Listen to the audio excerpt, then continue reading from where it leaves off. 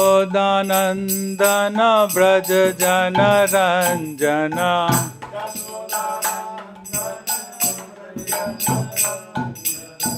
यशोदानंदन व्रज जन रंजन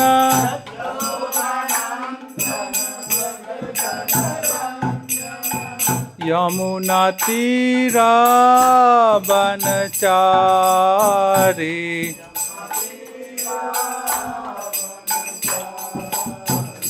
यमुना तीरा बनचारी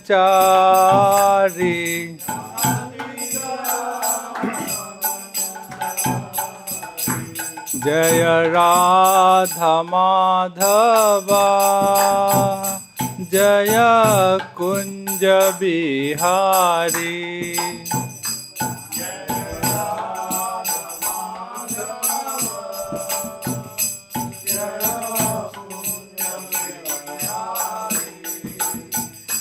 हरे कृष्णा कृष्णा कृष्णा हरे हरे हरे राम राम राम हरे हरे हरे कृष्णा कृष्णा कृष्णा हरे हरे हरे राम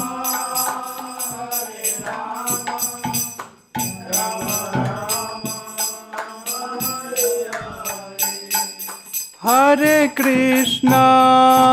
हरे कृष्णा कृष्णा कृष्णा हरे हरे हरे राम राम राम हरे हरे हरे कृष्णा कृष्णा कृष्णा हरे हरे हरे राम राम राम हरे हरे जय प्रभुपदाय जय प्रभुपदाय प्रभुपदाय जय प्रभुपदाय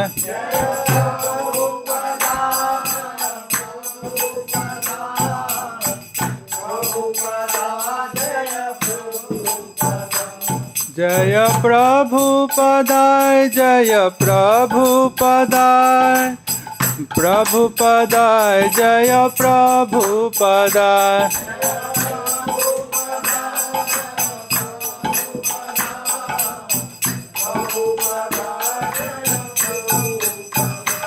जगत गुरु श्रील प्रभुपाद की नमो ओम विष्णुपादाय कृष्णपृष्ठाय भूतले श्रीमते भक्तिवेदांत स्वामी निति नामिने नमस्ते सरस्वते देवे गौरवाणी प्रचारिणे निर्विशेष शून्यवादी पाश्चात्यदेशतारिणे नारायणं नमस्कृत्य नरं चैव नरोत्तमं देवीं सरस्वतीं व्यासं ततो जयमुदीरयेत् वाञ्छाकल्पतरुभ्यश्च कृपा सिन्धुभ्येव च पतितानां पावनेभ्यो वैष्णवेभ्यो नमो नमः हरे कृष्णा कृष्णा कृष्णा हरे हरे हरे राम राम राम हरे हरे हरे कृष्णा।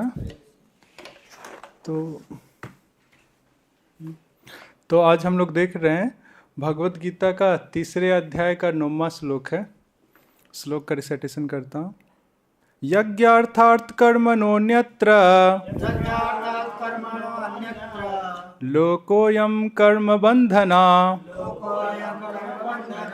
तदर्थं कर्म कौन्तेय मुक्त संगा समाचर।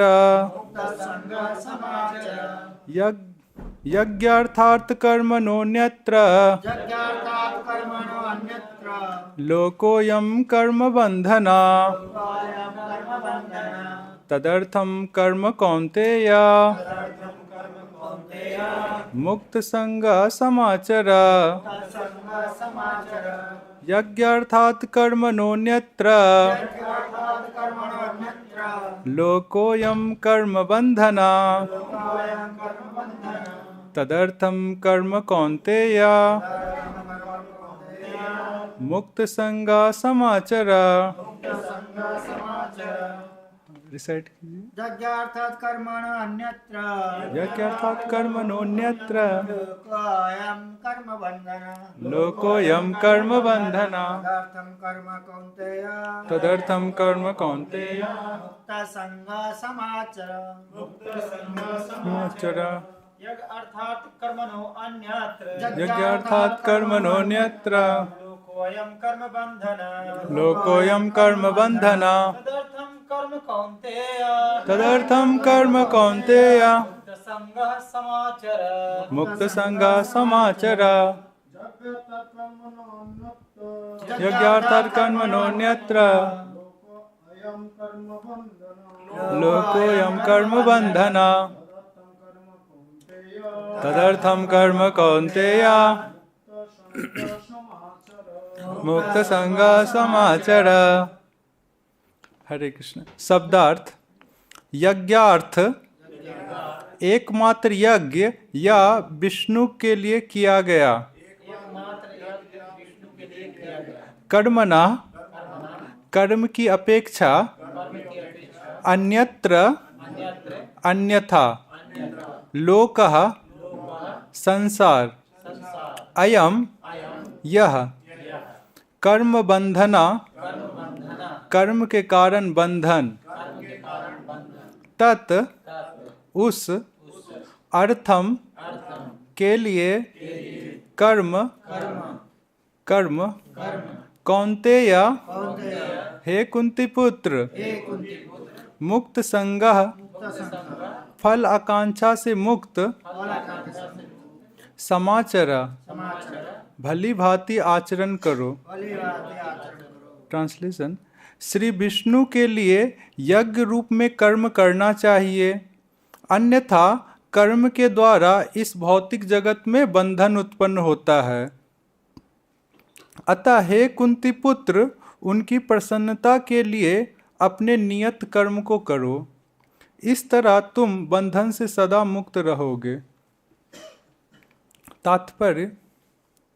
चूंकि मनुष्य को शरीर के निर्वाह के लिए भी कर्म करना होता है, अतः विशिष्ट सामाजिक स्थिति तथा गुण को ध्यान में रखकर नियत कर्म इस तरह बनाए गए हैं कि उस उद्देश्य की पूर्ति हो सके।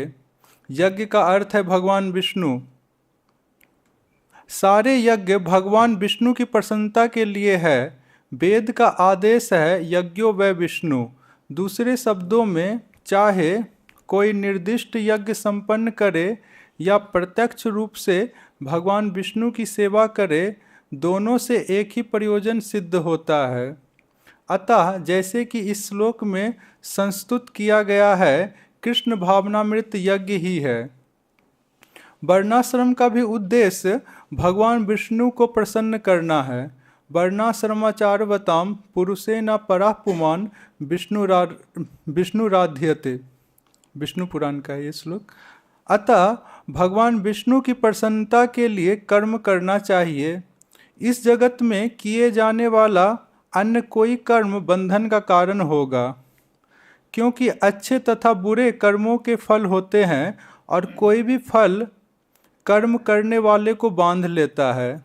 अतः कृष्ण अर्थात विष्णु को प्रसन्न करने के लिए कृष्ण भावना भावित होना होगा, और जब कोई ऐसा कर्म करता है तो वह मुक्त दशा को प्राप्त रहता है। यही महान कर्म कौशल है, और प्रारंभ में इस विधि में अत्यंत कुशल मार्गदर्शन की आवश्यकता होती है। अतः भगवत भक्त के निर्देश में या साक्षात भगवान कृष्ण के प्रत्यक्ष आदेश के अंतर्गत जिसके अधीन अर्जुन को कर्म करने का अवसर मिला था, मनुष्य को परिश्रम पूर्वक कर्म करना चाहिए। इंद्रिय तृप्ति के लिए कुछ भी नहीं किया जाना चाहिए, अपितु हर कार्य कृष्ण की प्रसन्नता तुष्टि के लिए होना चाहिए। इस विधि से न केवल कर्म के बंधन से बचा जा सकता है, अपितु इससे मनुष्य को क्रमशः भगवान की वह प्रेमा भक्ति प्राप्त हो सकती है, हो सकेगी, जो भगवत धाम को ले जाने वाली है। जगत गुरु श्रील प्रभुपाद की जय। वो दे दीजिएगा पूछ।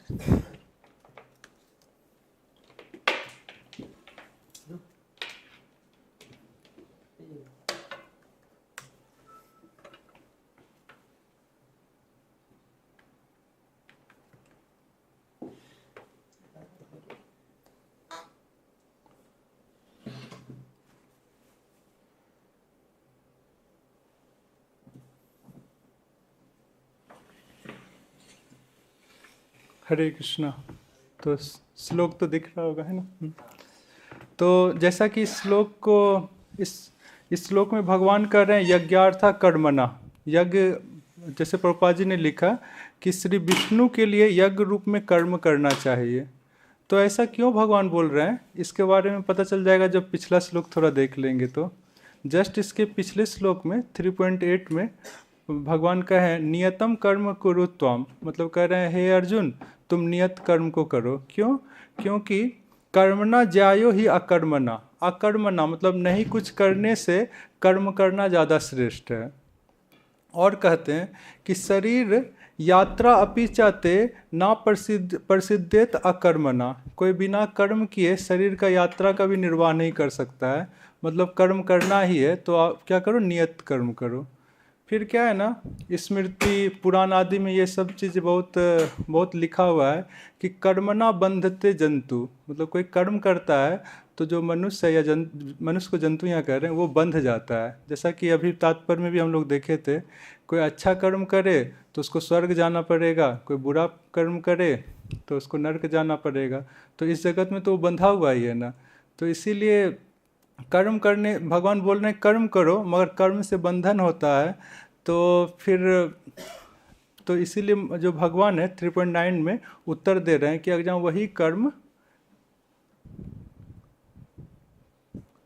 वही कर्म यज्ञार्थात, मतलब भगवान विष्णु की प्रसन्नता के लिए किया जाए तब फिर वो बंधन का नहीं कारण होता है। और फिर अन्यत्र लोकोयम कर्म बंधना, और उसके अलावा जो भी कार्य है, जो कार्य भगवान विष्णु की प्रसन्नता के लिए नहीं किया जा रहा है तो फिर वो इस लोक में बंधन का कारण हो जाता है। इसीलिए भगवान कह रहे हैं कौन्तेया तदर्थम, मतलब भगवान विष्णु के प्रीति के लिए मुक्त संगा समाचरा कर्मा, मतलब कर्म को जन मुक्त संगा मतलब बिना किसी आसक्ति का कर्म करो। प्रभुपाद जी इसको और दूसरे तरीके से ट्रांसलेट किए हैं कि भगवान विष्णु की प्रीति के लिए जो कर्म किया जाता है तो व्यक्ति मुक्त संगा, मतलब सभी कर्मों के बंधन से मुक्त हो जाता है। तो बात आ रही है कर्म कर्म कर्म करो, फिर बोले कि भगवान विष्णु के लिए कर्म करो। तो यहाँ पे जैसा कॉन्टेक्स्ट देखेंगे जो चल रहा है तो इसके अनुसार कर्म का यहाँ पे अर्थ है वर्णाश्रम का कर्म। जो भी व्यक्ति है, जो ब्राह्मण है, क्षत्रिय है, वैश्य है या शूद्र है, तो उसके अनुसार उसका एक वर्ण धर्म है और जिस आश्रम में उसके अनुसार उनका आश्रम धर्म होता है। तो इसीलिए प्रभुपाद जी भी यहाँ पे जो तात्पर्य है, प्रभुपाद जी और बलदेव विद्याभूषण दोनों वर्णाश्रम के बारे में लिखे हैं तात्पर्य में। तो आप लोग तो जानते होंगे ये तो कि ब्राह्मणों का धर्म क्या है, वर्णाश्रम का धर्म। वर्णाश्रम के अनुसार यज्ञ यजन करना, वेदों का पाठ करना, वेदों को पढ़ाना। क्षत्रिय का है जो समाज है, समाज की सुरक्षा करना। वैश्य का है कृषि गोरक्षा आदि सब करना। शूद्र का है सभी वर्णों का सेवा करना। ऐसे ही आश्रम में भी जो रहते हैं सबका अपना अपना धर्म है। जैसे ब्रह्मचारी है तो ब्रह्मचारी का धर्म है गुरु की सेवा करना, अध्ययन करना। और वानप्रस्थ हैं तो उनका है तपस्या में जीवन जीना। सन्यासी हैं तो उनका धर्म है सब जगह ब्रह्म दृष्टि रखना और अहिंसा आदि का बहुत कठोरता से पालन करना।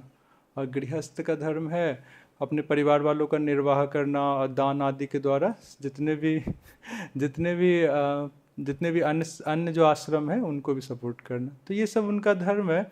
तो कह रहे हैं ये सब धर्म कैसे करें, इस श्लोक के अनुसार मुक्त संग, बिना किसी आसक्ति का करे, अतदर्थ है मतलब भगवान विष्णु की प्रीति के लिए करे।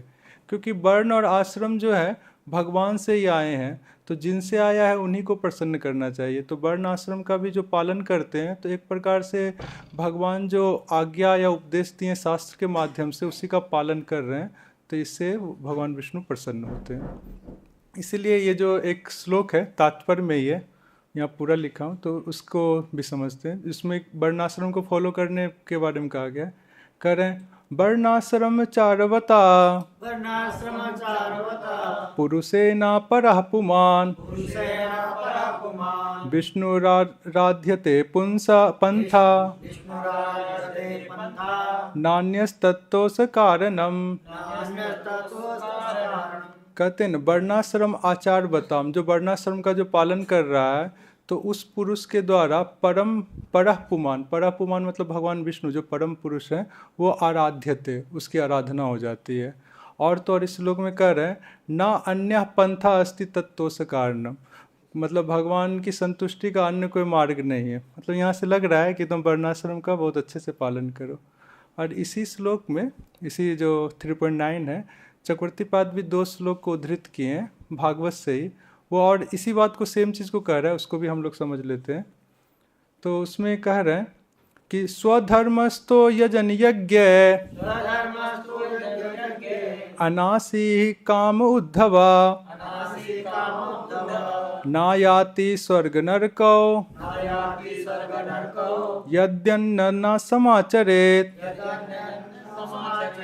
यहाँ पे भी भगवान जो है उद्धव जी को कहते हैं स्वधर्मस्थ, कोई व्यक्ति अपने धर्म में स्थित है और क्या कर रहा है, अनासी कामा, कोई भौतिक इच्छा नहीं है उसको, फिर भी जस्ट भगवान विष्णु को प्रसन्न करने के लिए यज्ञ के द्वारा यजन कर रहा है, तो उसको क्या होगा, ना याति स्वर्ग नरक, तो उसको कर्म का बंधन नहीं लगता है, वो स्वर्ग और नरक नहीं जाता है, यदि अन्यत न समाचरित, अगर कोई निषिद्ध कार्य नहीं करेगा तो ठीक है, बिना किसी इच्छा का वो यज्ञ कर रहा है भगवान विष्णु के लिए, उसको कर्म बंधन नहीं लग रहा है, तो मिलेगा क्या, मतलब कर रहा है तो कुछ तो फल होना चाहिए। तो उस फल के बारे में अगले श्लोक में बताया है, यही एकादश स्कंद का जो 20वें अध्याय का जो 10वां और 11वां है उसमें, कि जो ऐसे भगवान विष्णु के लिए ही बस वर्णाश्रम के कार्य को कर रहा है मगर कोई आसक्ति नहीं है, कोई फल की इच्छा नहीं है, तो उसके फल के बारे में बताते हैं।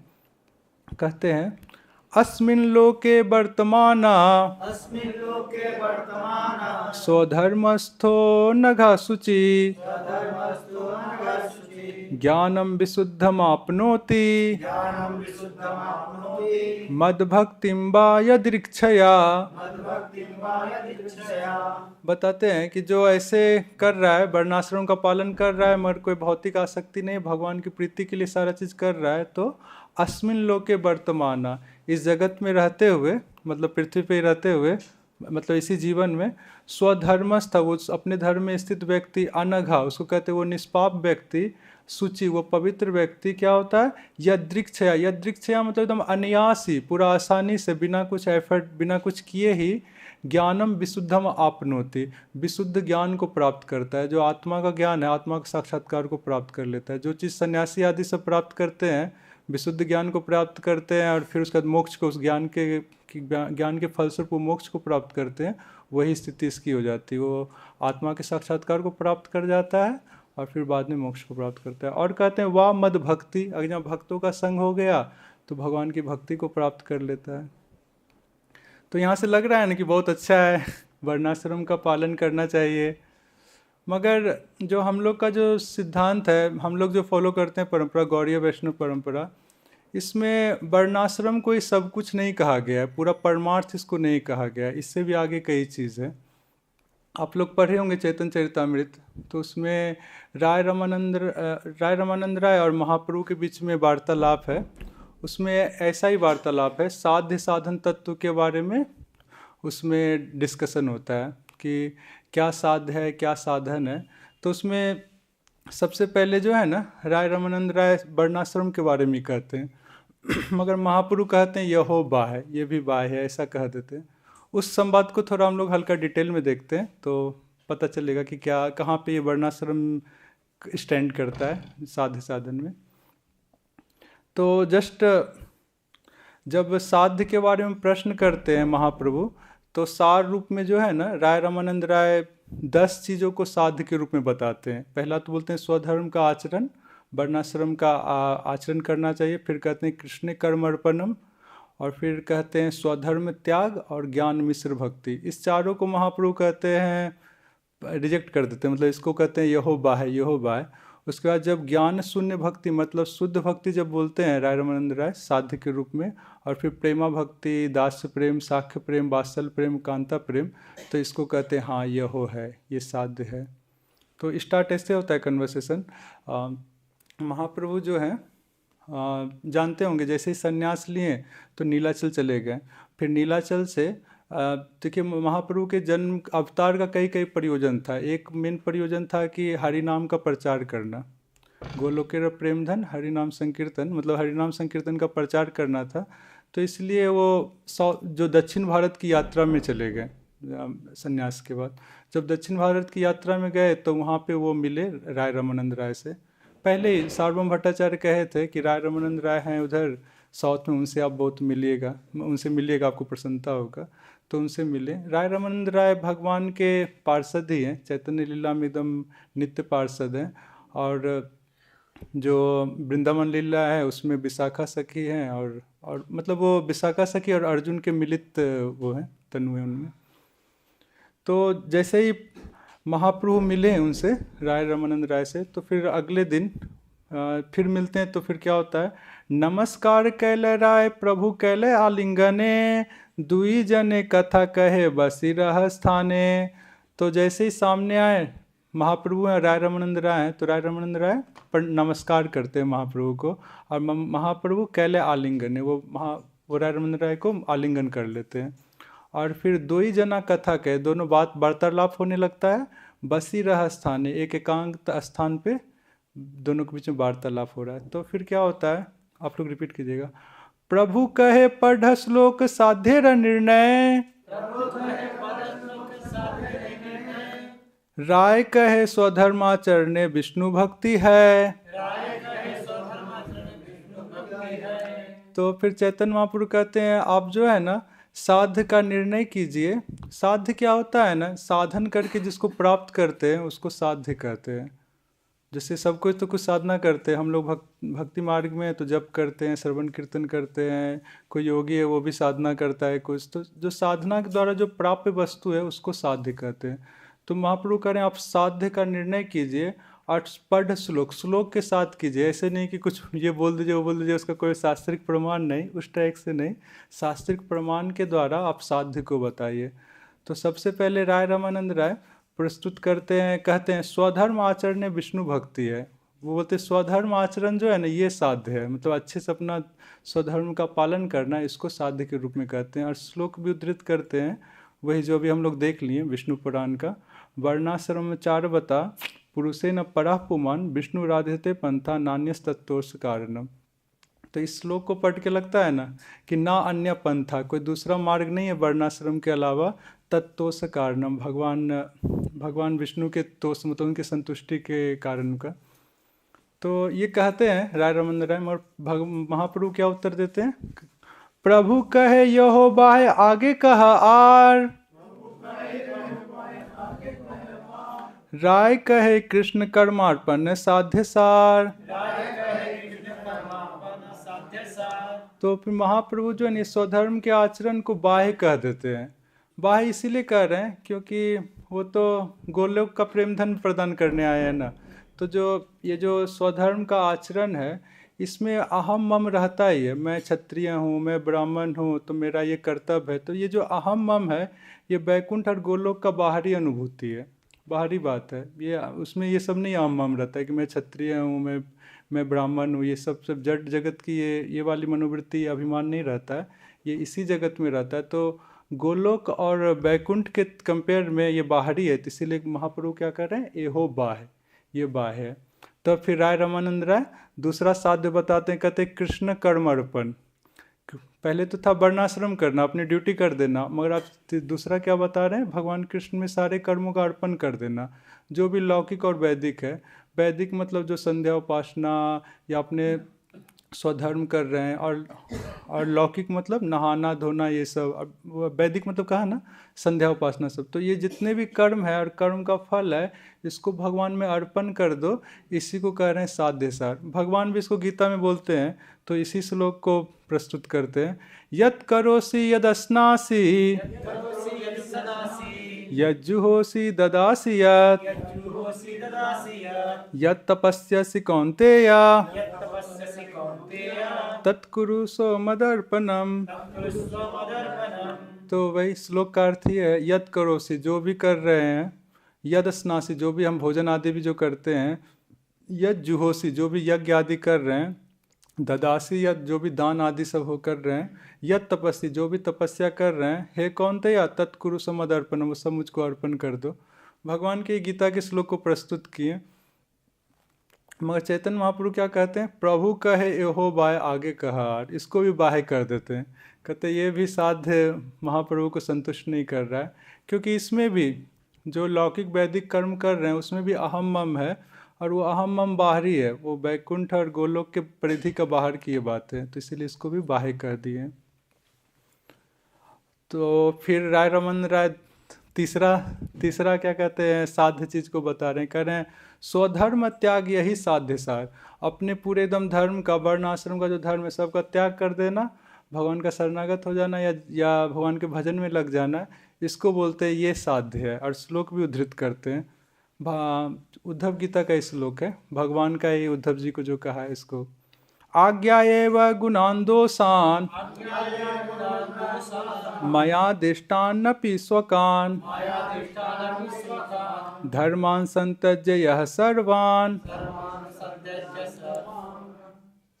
माम भजेत स सत्तमा। तो कह रहे हैं कि भगवान ही उसको सत्तमा मतलब बहुत अच्छा कह रहे हैं कि इसको, जो कि मया दिष्टान अपि, जो भगवान ने उपदेश दिया, गीता भागवत धर्म शास्त्र सब में बहुत बहुत उपदेश दिया है ना, मनुष्य को ये करना चाहिए, ये नहीं करना चाहिए, वर्ण के अनुसार अपने आश्रम के अनुसार ये करना चाहिए, वो करना चाहिए। मगर उसको कहते हैं ना, ऐसा व्यक्ति जो आज्ञाय गुणान दोषान, उसके गुण और दोष को अच्छे से समझ रहा है कि ये करूँगा तो ये फल मिलेगा, ये नहीं करूँगा तो ये दोष लगेगा, उसको आज्ञा है, उसको जान रहा है। मगर उसको क्या कर रहा है, यह स्वकान धर्मान, यह सर्वान स्वकान धर्मान संतज, मगर सबको त्याग दिया, एकदम पूरा सर्वधर्म परित्यजा कर दिया, और माम भजेत, और भगवान के भक्ति में लग गया। तो इसको कह रहे हैं, ये यही है जो अभी बताया था ना कि स्वधर्म त्याग करके, महाप्रभु इसको भी बाहे कह रहे हैं। यहाँ तक कि ये वाला भी श्लोक इसी चीज को द्योतित कर रहा है, सर्वधर्मान परित्यज्य मामेकं शरणं व्रज अहम त्वां सर्व पापेभ्यो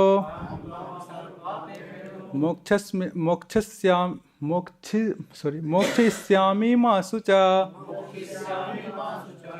हाँ, तो मगर महाप्रभु जो है ना, इसको भी सारे धर्म को त्याग देना और भगवान का शरण ले लेना, इसको भी कहते हैं ये हो बाह्य, ये बाह्य है। बड़ा विचित्र है। मैं भी जब बहुत साल पहले ये सुना था, मतलब 8-10 साल पहले, तो मुझे भी उसमें बहुत आश्चर्य लगा था। मगर क्या है ना, इसमें देखिए शरण लेने की बात और भजन करने की बात, सब कुछ त्याग करके, ये तो ठीक है। मगर जो सब कुछ जो त्याग करने की बात है, तो इसके लिए इसको बाह्य कहा गया है। मतलब कि इसमें क्या है ना, बुद्धिपूर्वक धर्म को त्याग किया जा रहा है। भगवान के प्रति जो सेवा है, जो स्वाभाविक सेवा है, वो नहीं है। इसी दृष्टिकोण से इसको बाह्य कहा गया है। त्याग आदि तो इसी भौतिक जगत में होता है ना, आध्यात्मिक जगत में थोड़ा ना कि त्याग सब है। जो लौकिक धर्मों का भी त्याग है वो इसी जगत में होता है। त्याग करना या एक्सेप्ट करना ये भौतिक जगत की बात है, भगवान के धाम में तो सेवा मेन है ना।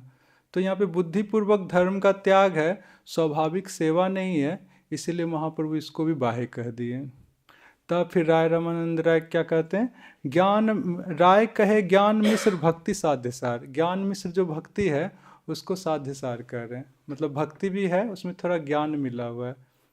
ज्ञान क्या होता है ना कि सब चीज़ में सब जगह ब्रह्म दृष्टि करना, मतलब कि जीव ब्रह्म सब जगह ब्रह्म ब्रह्म, चूँकि जीव भी ब्रह्म का अंश है तो इस तरफ से भी जीव में भी ब्रह्म दृष्टि करते हैं।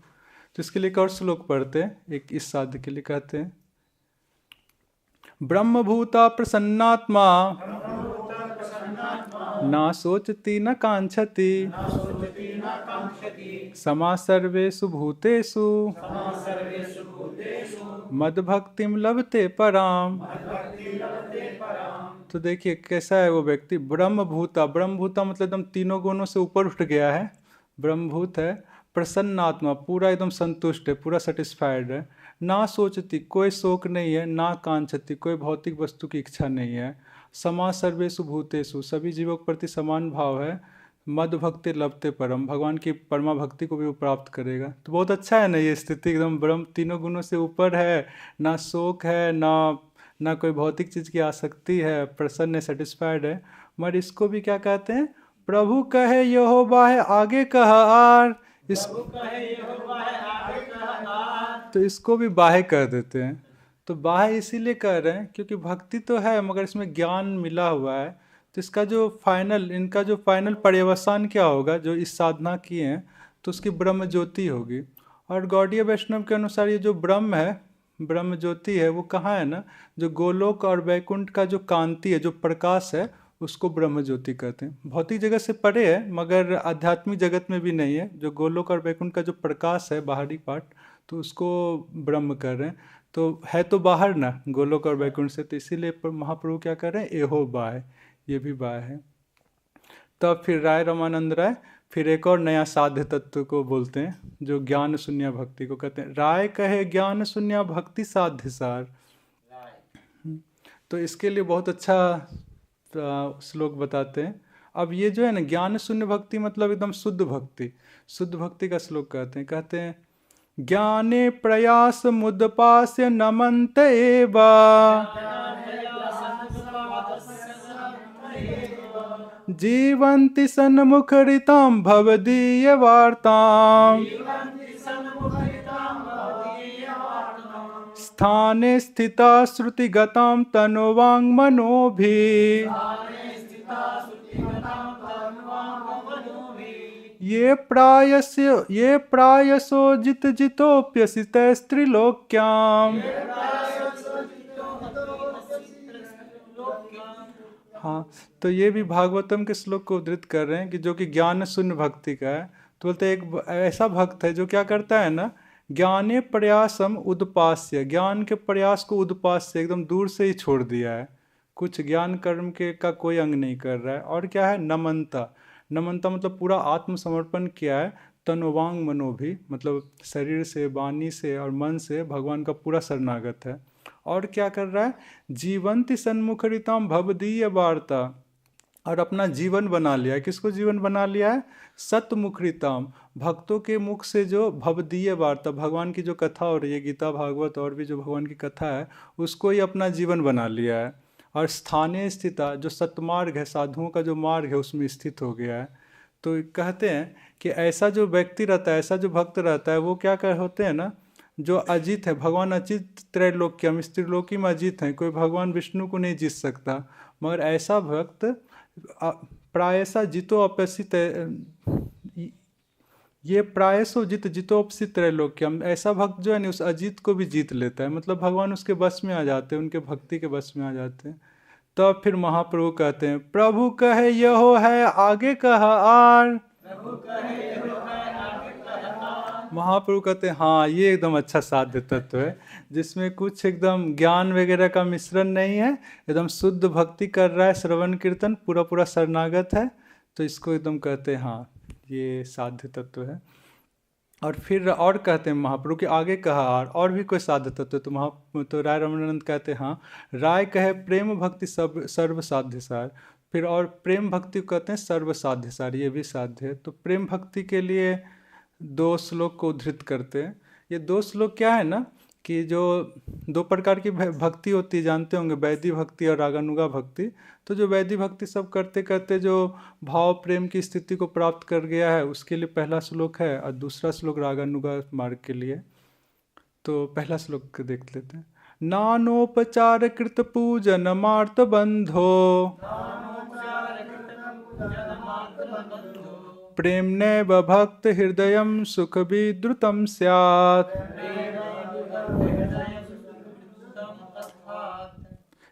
यावच्छुदस्ति जठरे जठरा पिपासा तावत् सुखाय भवतो ननु भक्षपेये।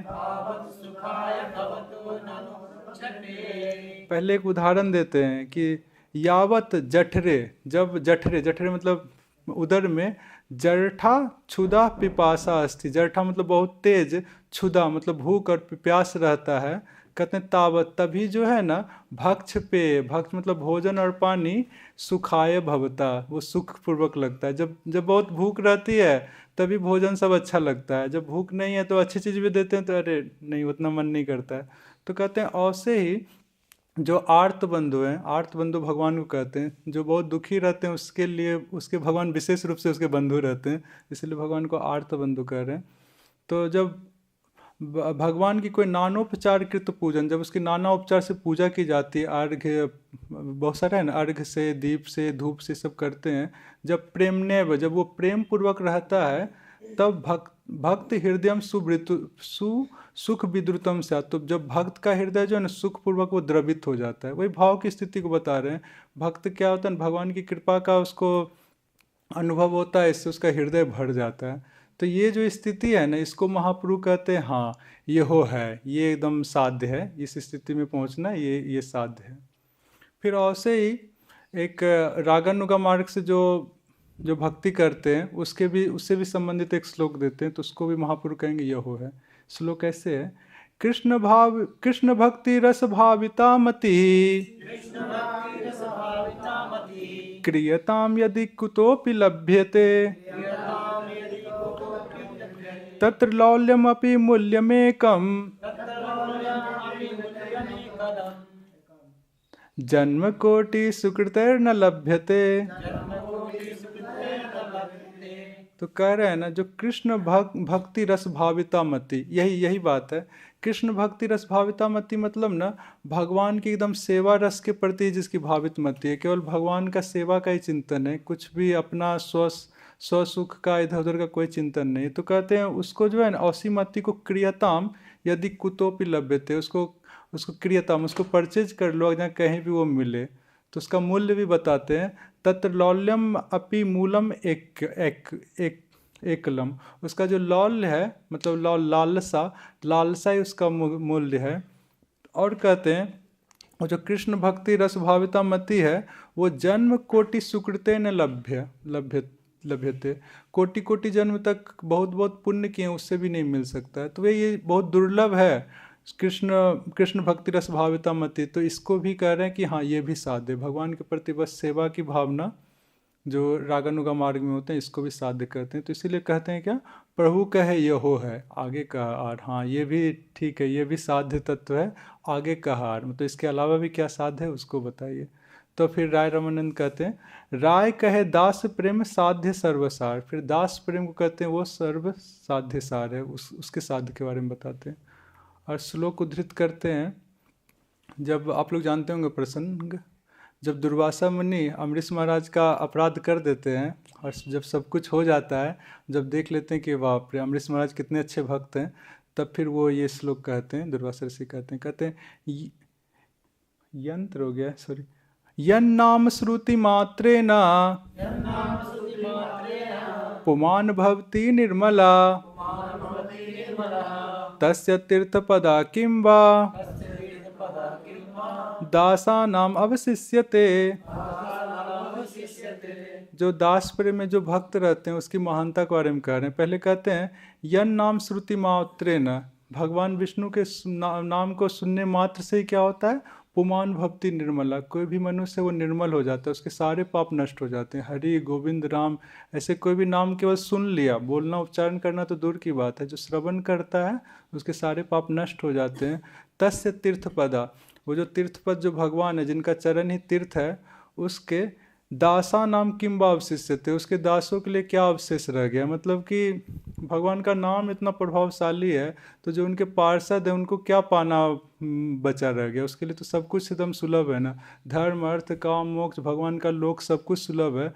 तो ये बता रहे हैं वो कितने बड़े हैं भगवान के दास लोग, कि उसके लिए कोई भी मतलब उनकी कोई भी भौतिक इच्छा या आध्यात्मिक इच्छा कुछ भी उसके लिए ना अवशिष्ट थे, कुछ भी उनका शेष नहीं है, सब रहता है। ऐसे भौतिक इच्छा तो रहती नहीं है, सब भगवान की सेवा की इच्छा रहती है। तो उसी कह रहे हैं कि किम्बा दासा नाम अवशिष्ट थे, उस भगवान के दास को कुछ भी अवशिष्ट नहीं रहता। मतलब वो इतने बड़े हैं, भगवान के पार्षद हैं, कि उनको उनके लिए कुछ भी अप्राप्त चीज़ नहीं है, सब चीज़ प्राप्त है। और तो वही भगवान के दास हैं, तो इसको भी कहते हैं हाँ ये दास स्वभाव भी जो है ये साध्य है। और जो भगवान के दास स्वभाव में प्रेमी भक्त रहते हैं उनकी कैसी अभिलाषाएं रहती है, उसको भी एक श्लोक में कृष्णाचार्य कविराज गोस्वामी उद्धृत किए हैं। यमुनाचार्य मुनि के द्वारा विरचित है। यमुनाचार्य जी जो है वो रामानुजाचार्य के आचार्य वर्ग में है। श्लोक ऐसे है, भवन्तमेवानुचरन् निरन्तरा प्रशांत निःशेष मनोरथांतरा कदाहमेकान्तिक नित्य किंकरा प्रहर्षयिष्यामि सनाथ जीवितम्। तो यमुनाचार्य जी कह रहे हैं कि भवंत एवा अनुचरण निरंतरम, भगवान आपकी सेवा, अनुचरण मतलब सेवा, आपकी निरंतर सेवा करने से निःशेष मनोरथांतरा, जो मनोरथांतर हैं, जो अन्य जो इच्छाएं हैं वो निःशेष, वो नष्ट हो जाती है। और प्रशांतम, मन जो पूरा पूरा प्रशांत हो जाता है, पूर्ण रूप से एकदम शांत, मतलब पूर्ण रूप से सेटिस्फाई हो जाता है। तो उनकी इच्छा है कि कदा अहम एकांतिक नित्य किंकरम, कब मैं आपका जो एकांतिक नित्य किंकर बनूंगा, आपका नित्य दास कब मैं बनूंगा। और प्रहस्यामी सनाथ जीवितम, और आपके जैसे स्वामी को प्राप्त करके मैं प्रहस्यामी आनंद का अनुभव करूंगा। तो ये सब भावनाएं रहती है जो दास प्रेम में रहते हैं भगवान का। तो इसको भी महाप्रभु कहते हैं प्रभु कहे ये हो है, मतलब ये भी है, ये भी साध्य तत्व है, ये भी बहुत अच्छा है। आगे कहा और, तो आगे और है कोई साध्य तत्व तो उसको बताइए। तो राय कहे साख्य प्रेम सर्वसाध्य सार, तो फिर राय रामानंद राय जो है साख्य प्रेम का बताते हैं कि भगवान के प्रति साख्य प्रेम हो जाए वो सर्वसाध्य सार है। उसके लिए उदाहरण देते हैं, मतलब एक श्लोक प्रस्तुत करते हैं। इत्थम सताम ब्रह्म सुखानुभूत्या दास्यम गतानां परदैवतेना मायाश्रितानां नरदारकेना साकं बिझरु कृत पुण्य पुंजा। कह रहे हैं कि जो भगवान कृष्ण है वो सताम ब्रह्म सुखानुभूति, जो सताम मतलब ज्ञानियों के लिए ब्रह्म सुखानुभूति है, मतलब परब्रह्म है जो केवल अनुभव के क्या कहते हैं, अनुभव के विषय है, मतलब कि परब्रह्म है जो ज्ञानियों के लिए। और दास्यम गता नाम, जो दास स्वभाव में भगवान के भक्त हैं उसके लिए परदेवता मतलब एकदम सबसे अधिक पूजनीय है। और माया श्रिता नाम, जो भगवान की माया से मोहित हो गए हैं उसके लिए नरदार के नर बालक हैं भगवान कृष्ण। तो वही भगवान कृष्ण जो परब्रह्म है, सबसे परम पूजनीय है, उनके साथ जो ग्वाल बाल है क्या करते हैं, साकम बिझरू, उनके साथ खेलते हैं। और ग्वाल बाल कैसे हैं, कृत पुण्य पुंजा, पुंजा मतलब यहाँ पे है अक्षय, और पुण्य मतलब होता है भक्ति, तो एकदम अक्षय भक्ति जिन्होंने किया है ऐसे गोप बालक हैं। और भगवान जो परब्रह्म है, सबसे अधिक जो पूजनीय, उनके साथ वो खेलते हैं। तो वे ये साख प्रेम की महिमा ऐसे दिखा रहे हैं। तो महाप्रभु कहते हैं प्रभु कहे ये हो उत्तम, हाँ ये बहुत अच्छा है। आगे कहा और भी है, तो वो बताइए साध्य तत्व। तो फिर राय कहे वात्सल्य प्रेम सर्वसाध्य सार, फिर वात्सल्य प्रेम को कहते हैं वो सर्वसाध्य सार है। उसके लिए फिर श्लोक को उद्धृत करते हैं, नंदा किम करोत ब्रह्मन् श्रेया एवं महोदयम एवं यशोदा च महाभागा पपो यस्यास्तनम हरि स्तनम हरि। तो जब सुखदेव गोस्वामी से नंद महाराज और यशोदा माता के बारे में जब श्रवण करते हैं परीक्षित महाराज, तो परीक्षित महाराज ये प्रश्न कर रहे हैं, कहते हैं नंदा किम करोद ब्रह्मन, हे ब्रह्मन, हे सुखदेव गोस्वामी, नंद महाराज ने क्या किया कि श्रेया एवं महोदयम, इतना अच्छा श्रेय उनके लिए उदय हो गया कि भगवान उसके पुत्र हैं। और यशोदा माता के बारे में भी प्रश्न करते हैं, यशोदा च महाभागा, वो महाभागशाली यशोदा माता, उन्होंने क्या किया कि हरि, जो भगवान हरि हैं, पूरे त्रिलोकी के जो स्वामी हैं, अनंत वैकुंठ के जो स्वामी हैं, वो क्या करें, यस्या स्तनम पपो, उनका स्तनपान किए। तो देखिए कितना बड़ा भाग्य है, मतलब कितनी बड़ी है वात्सल्य प्रेम कि जो भगवान है वो भी उनके पुत्र जैसे हो जाते हैं, उनके स्तनपान करते हैं। तो इसीलिए प्रभु का है यह उत्तम, इसको भी कहते हैं हाँ बहुत उत्तम है। ये भी भाव जो वात्सल्य प्रेम है ये भी एकदम साध्य है। एक और श्लोक को उद्धृत किए कृष्ण कविराज गोस्वामी, कहते हैं नेमम बिरिंचो ना भवो ना श्रीरप्यंग संश्रया प्रसादम लेभिरे गोपी यत्तत् प्राप विमुक्तिदात। कह रहे हैं कि विमुक्तिदात, जो मुक्ति प्रदान करने वाले हैं भगवान कृष्ण, भगवान कृष्ण से जो प्रसादम लेभिरे गोपी, यशोदा माता ने जो प्रसाद प्राप्त किया वो करे ना बिरिंची, वो ब्रह्मा जी को भी नहीं प्राप्त हुआ, ना शिव जी को भी प्राप्त नहीं हुआ, ना तो लक्ष्मी जी को प्राप्त हुआ। मतलब यशोदा माता के स्नेह से यशोदा माता भगवान को भी बांध लेते हैं। भगवान बंधना नहीं चाह रहे थे, मगर फिर भी इतना स्नेह, इतना भक्ति है यशोदा माता के हृदय में कि भगवान को भी बांध लेती है। मगर कोई है कि ब्रह्मा जी बांध पाएंगे भगवान को? कभी नहीं ना शिव जी भी नहीं बांध पाएंगे, लक्ष्मी जी भी नहीं बांध पाती। तो उसी बात को यहाँ कर रहे हैं कि इतना बड़ा सौभाग्य है यशोदा माता का कि वो सौभाग्य इन सबको भी नहीं है, बड़े बड़े देवताओं को भी नहीं है। तो इसीलिए कह रहे हैं कि वात्सल्य प्रेम जो है वो साध्य तत्व। तो महाप्रभु कहते हैं हाँ यह उत्तम, यह बहुत अच्छा है। फिर और कहते आगे का और भी है। तो फिर राय रामानंद कहते कांता प्रेम में सर्व साध्य सार, कांता प्रेम को कहते हैं हाँ ये भी एक साध्य तत्व है, उसके बारे में कहते हैं। उसके बारे में भी श्लोक को उद्धृत करते हैं भागवतम से ही। नायम श्रियोंग नितांत रते प्रसाद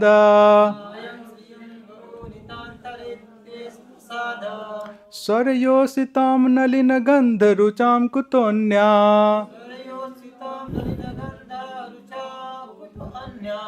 रासोत्सवे से भुजदंड गृहीत कंठा लब्धा शिशाम यउदगाद ब्रज सुंदरी नाम। फिर कांता प्रेम के लिए ये उद्धृत किए, ये उद्धव जी की उक्ति है। उद्धव जी ये श्लोक बोले थे, आप लोग सुने होंगे भ्रमर गीत, जो उद्धव जी जाते हैं ब्रज, तो वहाँ ब्रज में जब सभी गोपियों को देखते हैं, गोपियों के बारे में जानते हैं, तब ये श्लोक कहते। तो कह रहे हैं कि जो गोपियों ने ब्रज सुंदरी नाम, जो गोपियों के लिए आशीषा उद्गात, भगवान की जो कृपा, जो उद्गात, जो आविर्भूत हुई, वो नायम श्री, वो लक्ष्मी जी को भी नहीं प्राप्त है, ना कोई स्वर्ग की युवतियों को प्राप्त है, और अन्य की तो बात ही नहीं करें। तो वही क्या था वो प्रसाद, रासोत्सव, रास उत्सव में भगवान एकदम जो गोपियों के साथ जो है नृत्य मतलब नृत्य आदि सब की, इसी को कह रहे हैं। भुजदंड गृहीत कंठा, गोपियों के जो है ना कंठ को अपनी भुजाओं से पकड़ के, मतलब धारण करके वो जो नृत्य आदि सब किए, तो उसी को कह रहे हैं कि ये जो है ये नायम श्रिय मतलब लक्ष्मी जी को भी नहीं प्राप्त हुआ, जबकि क्या है वो नितांत रते प्रसादत। नितांत मतलब पूरा पूरा भगवान की वो शरणागत है और पूरा पूरा भगवान के अंतरंग है, मगर फिर भी वो ये प्रसाद को नहीं प्राप्त की। स्वर योषितम, जो स्वर की जो युवतियाँ हैं वो कैसी हैं, नलिन गंध रुचाम, जिनके शरीर से नलिन गंध मतलब कमल की गंध आती है, वो भी ये प्रसाद नहीं प्राप्त की। कुता अन्य, इस जगत में जो पृथ्वी भूलोक में जो अन्य स्त्रियाँ, उसकी क्या बात करना। तो वही यहाँ पे बता रहे हैं कि विशेष प्रसाद को प्राप्त किए हैं, जिसको कांता प्रेम होता है गोपियाँ सब, तो इसीलिए उसको कह रहे हैं कि हाँ ये भी साध्य है। और एक और श्लोक को उद्धृत किए, तासाम आविर्भूषौरी स्मयमाना मुखाम्बुजा पीताम्बराधरा स्रग्बी साक्षान मन्मथ मन्मथा। और कांता प्रेम को कि ये कैसे बहुत अच्छा बहुत ऊंचा साध्य है, तो इसके लिए ये श्लोक उद्धृत किए। कह रहे हैं आप लोगों को प्रसंग पता होगा, रास उत्सव होता है, रासलीला स्टार्ट होती है, भगवान अंतर्धान हो जाते हैं, फिर गोपियाँ गोपी गीत गाती है, उसके बाद फिर भगवान आ जाते हैं। तो उसी को कह रहे हैं तासाम आविर्भूत सौरी। वहाँ पे जो भगवान है वो सूर्य वंश में आए हैं, इसीलिए उनको सौरी कह रहे हैं। जब भगवान आविर्भूत होते हैं तो कैसे रहते हैं, स्मयमाना मुखाम्बुजा, उनका जो मुख अम्बुज है, मुख कमल है, वो स्मयमाना, भगवान मुस्कुरा रहे होते हैं। और पीताम्बर धरा, भगवान पीताम्बर को धारण किए रहते हैं। स्रग्वी, जो माला है, स्रग्वी माला को कहते हैं, स्रग्वी भी धारण किए रहते हैं, तो माला को धारण किए रहते हैं। और भगवान का रूप कैसा रहता है, साक्षात मनमथ मनमथा, जो कामदेव के भी मन को मथने वाला जो स्वरूप है वो रहता है, मतलब बहुत अधिक सुंदर रहता है। भगवान जो है ना सबसे अधिक सुंदर गोपियों के बीच में होते हैं, और भगवान की जो सुंदरता का जो आस्वादन है सबसे अच्छे से गोपियाँ ही करती है। तो इसीलिए कांता प्रेम को भी बता रहे हैं कि ये भी साध्य है, मतलब हरि के ये तो सबसे उत्कृष्ट साध्य है, मतलब सबसे परम जो चरम जो नहीं है, ये कांता प्रेम है। फिर उसके बाद फिर राय रमानंद राय कहते हैं कृष्ण प्राप्तिर उपाय बहुविध है, कृष्ण प्राप्तिर तारतम बहुत आछय। फिर कहते हैं कि भगवान कृष्ण को प्राप्त करने का ना बहुत बहुत विधा है, मतलब बहुत बहुत, जो जिसका जिस भाव से रहता है, जैसे दास भाव है, साख्य भाव है, सबका अपना अपना विधा है। और कहते हैं कृष्ण प्राप्ति रे तारतम्य बहुविधा है, और जिसका जो भाव रहता है उससे भगवान कृष्ण की जो है ना अलग अलग टाइप से प्राप्ति होती है, मतलब तारतम्य होता है। जैसे कि दास भाव वाले भक्त हैं तो दास भाव वाले को भगवान स्वामी के रूप में मिलेंगे, कोई साख्य भाव वाले हैं तो भगवान उनको मित्र के रूप में प्राप्त होते हैं, कोई कांता भाव में तो प्रेमी के रूप में प्राप्त होते हैं, वात्सल भाव में है तो पुत्र के रूप में प्राप्त होते हैं। तो फिर कृष्णनाथ कविराज गोस्वामी क्या कहते हैं, किंतु जार जय भाव से ही सर्वोत्तम, तो जिस भाव में रहता है ना उसके लिए वही सर्वोत्तम रहता है। जो चार नहीं है, दास प्रेम, साख प्रेम, वात्सल प्रेम, कांता प्रेम, जो जिस भाव में है, कोई दास भाव में है तो उसके लिए दास प्रेमी वही सर्वोत्तम है, कोई साख्य भाव में है तो उसके लिए साख्य भाव ही सर्वोत्तम है। मगर कहते ना अगर तटस्थ होकर देखा जाए तो इसमें भी तारतम्य है, और सबसे जो उत्कृष्ट है वो कहते हैं कांता प्रेम है। आगे के प्रसंग में वो है, मगर उसको अभी नहीं लेंगे, समय भी हो गया है। तो सार रूप में ये है कि जो वर्णाश्रम है वो तो बहुत अच्छा है, जिसका चित्त शुद्ध नहीं है तो उसको साधन के रूप में पालन तो करना चाहिए, मगर वही परमार्थ नहीं है, केवल उसी का पालन करना वही सब कुछ नहीं है, इसके आगे भी कई बहुत सारी चीज़ें। हरे कृष्ण। शिला प्रभुपाद की जय। कोई प्रश्न तो नहीं होगा, 2 मिनट है।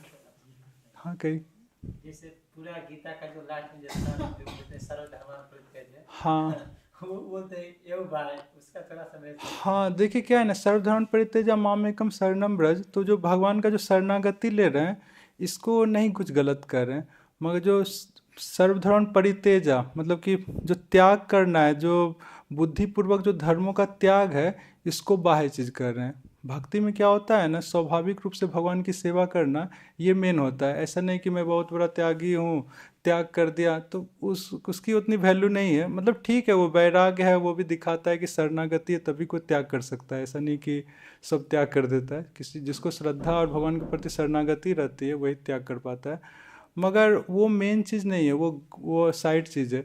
भगवान के प्रति जो स्वाभाविक जो सेवा की वृत्ति है ये मेन है। इसी के दृष्टिकोण से सभी चीज़ को बाह्य और अंतरंग मतलब ऐसे कहा जा रहा है। हरि हरि हरे कृष्ण।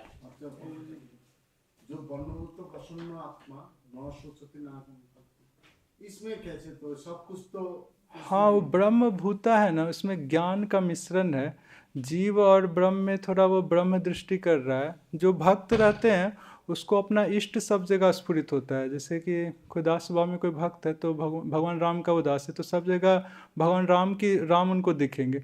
मगर जो ब्रह्म भूत है उसको ब्रह्म दिख रहा है तो उसको वो ब्रह्म मतलब कि ज्ञान का यहाँ अंश है, इसीलिए इसको कह रहे हैं ना, चूँकि ज्ञान का अंश है तो उसका अंतिम पर्यवसान क्या होगा, ब्रह्म सायुज वो प्राप्त करेगा। ब्रह्म सायुज जो है गौड़ीय वैष्णव के अनुसार जो वैकुंठ और गोलोक का जो बाहरी जो प्रकाश है उसको ब्रह्म कहते हैं। तो वहाँ तो वो तो बाह्य हुआ ना, गोलोक और वैकुंठ से बाह्य हुआ, तो इसलिए उसको भी बाह्य कर दिया गया।